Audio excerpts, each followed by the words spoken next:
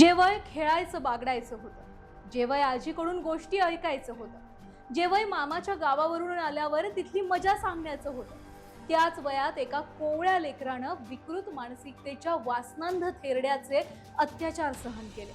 मंडळी, होय, मी बोलतीये भोर तालुक्यातल्या नसरापुरात घडलेल्या विकृत घटनेबद्दल. विचार करा, 3.5 वर्षाचं लेकरू, जिला चांगलं काय वाईट काय यातला फरक सुद्धा कळत नसेल, जिला म्हाताऱ्या वयाचा बाबा आपल्या आजोबासारखा वाटला असेल, पण तोच म्हातारा आपल्याला मरण यातना देणारे याची समजही तिला तेव्हा नसेल. हे प्रकरण जेव्हा समोर आलं ना, तेव्हा प्रचंड चीड आली.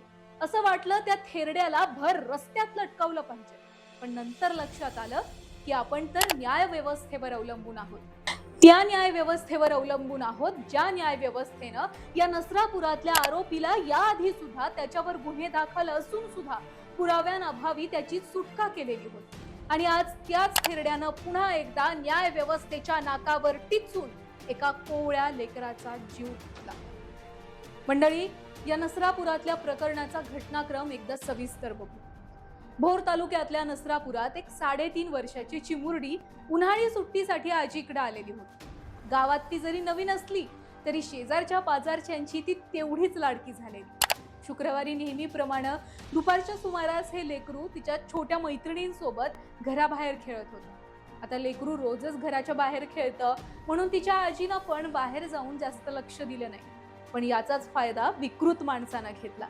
बघा, लहान पोरींच्या घोळक्यामध्ये खेळणाऱ्या लेकराजवळ एक 65 वर्षांचा म्हातारा आला, ज्यानं या लेकराला चॉकलेट देऊन चल तुला वासरू दाखवतो असं म्हणून तिला आपल्या सोबत नेलं.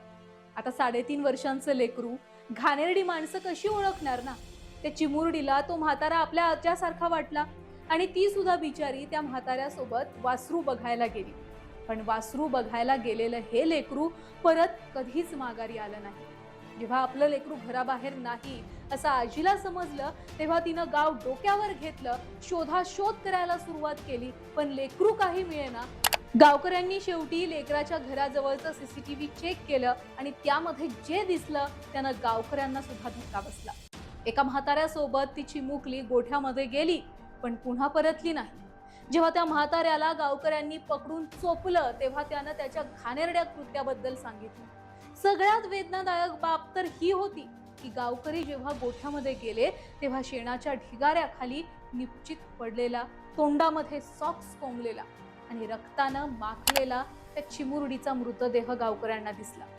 विचार करा, आपल्या लेकीला असं बघून काय झाली असेल त्या माऊलीची अवस्था. अहो, माऊलीच काय, गावातल्या बायांसकट पुरुष सुद्धा रडत होते. इतकी बेकार अवस्था त्या लेकराची केलेली. हे सगळं प्रकरण पोलिसांपर्यंत गेल्यावर आरोपी भीमाजी कांबळेला पोलिसांनी ताब्यात घेतलं. त्याच्यावर पॉक्सो अंतर्गत गुन्हा सुद्धा दाखल केला आणि पोलिसांनी गावकऱ्यांना शब्द दिला की आरोपीला शिक्षा करणारच.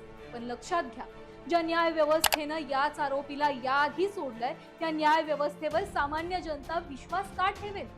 अर्थात गावकऱ्यांच्या भावनांचा उद्रेक झाला होता. गावात मोर्चा निघाला, पुण्यात मोर्चा काढला गेला. राज्यात शक्य तिथे सगळीकडे या विकृत घटनेविरुद्ध मोर्चा काढून आरोपीला भर चौकामध्ये फाशीची शिक्षा झाली पाहिजे अशी मागणी केली जाते. नसरापुरात त्या चिमुकलीच्या आई वडिलांना भेटण्यासाठी सत्ताधारी आणि विरोधी पक्षातील नेते सुद्धा जात होते, धीर देत होते, शब्द देत होते. पण या सगळ्यानं गेलेलं कोवळं लेकरू पुन्हा येणार नाही हे त्या लेकराच्या आई बापाला माहिती आहे. उपमुख्यमंत्री सुनेत्रा पवार यांनी जेव्हा चिमुकलीच्या आईची भेट घेतली तेव्हा अक्षरशः त्या आईची अवस्था बघून सुनेत्रा पवारांना सुद्धा डोळ्यातलं पाणी थांबवता आलं नाही. तिकडे पुण्यातल्या नवले ब्रिजवर आंदोलक आणि चिमुकलीच्या कुटुंबाने जोवर आरोपीला फाशी दिली जात नाही तोवर चिमुकलीचा मृतदेह रस्त्यावरच ठेवू ही भूमिका घेऊन अख्ख्या नवले ब्रिज हा पॅक केला. दुपारपासून ते रात्रीपर्यंत नवले ब्रिज बंद होता. वाहनांच्या लांबच लांब रांगा लागलेल्या. न्याय द्या म्हणून चिमुकलीच्या वडिलांच्या डोळ्यातलं पाणी थांबत नव्हतं. आंदोलकांच्या घोषणांनी पोलीस सुद्धा भेदरले. शेवटी प्रशासनासमोर आणि माणुसकी खातर नवले ब्रिजवरचं आंदोलन हे थांबवलं गेलं. पण या सगळ्यामध्ये अशाही बातम्या समोर आल्या की या आंदोलनामध्ये आंदोलकांवरच लाठीचार्ज झाला. चिमुकलीच्या वडिलांना कॉलरला धरून उठवलं गेलं आणि नाइलाजास्तव त्या चिमुकलीवर तिच्या घरच्यांना अंत्यसंस्कार करावे लागले. सरकार सांगत आहे की फास्ट ट्रॅक कोर्टामध्ये हे प्रकरण चालवू, पण याआधी अशा कित्येक केसेस फास्ट ट्रॅक कोर्टात चालवून सुद्धा तब्बल 2 ते 3 वर्ष न्यायासाठी वाट पाहावी लागली आहे. मुळात ज्या शिवरायांच्या स्वराज्यामध्ये आया बहिणींकडे वाकडी नजर करून बघणाऱ्यांचे हातपाय कलम केले जायचे, त्या शिवरायांच्या महाराष्ट्रात या असल्या नराधमांना थेट शिक्षा का केली जात नाही? म्हणजे जेव्हा स्वतःचा फायदा असतो तेव्हा तुम्ही शिवरायांचे विचार जगाला सांगणार, पण त्याच शिवरायांच्या विचारांचा आदर्श ठेवून तुम्ही विकृत माणसांना शिक्षा देऊ शकत नाही. ही कसली तुमची मजबुरी? हा कसला तुमचा न्याय? महाराष्ट्राला आणखी काय काय सहन करावं लागणार?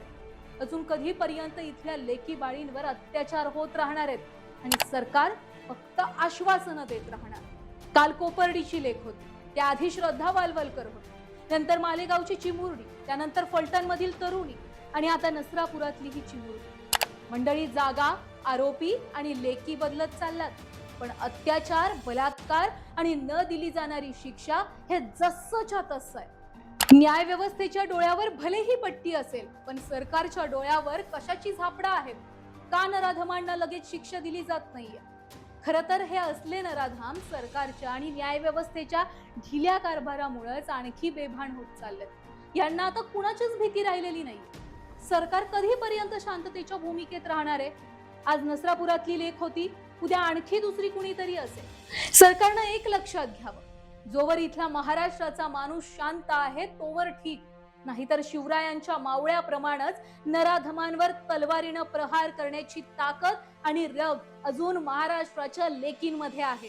नसरापुरातील त्या चिमुकल्या लेकराला सरकारनं लवकर न्याय द्यावा, ही खरंच तळमळीची विनंती आहे. आणि फक्त नसरापुरातीलच लेकरू नाही, तर नसरापुराच्या घटनेनंतर चाकणमध्ये सुद्धा अशीच घटना घडली, बीडमध्ये सुद्धा अशीच घटना घडली आणि याआधी सुद्धा अशाच कित्येक लेकींवर अत्याचार झालेत. त्या सगळ्या लेकींना सरकारनं लवकर न्याय देणं गरजेचं आहे. फास्ट ट्रॅक कोर्टात केस चालवतो असं म्हणून सरकार मात्र 4-4, 5-5 वर्ष ही केस पुढे रखडवतं. पण आता खरी सरकारची तारेवरची कसरत आहे की सर्वसामान्यांचं तुम्ही मन जिंका आणि दाखवून द्या की तुम्ही सुद्धा सर्वसामान्यांच्या बाजूने आहात.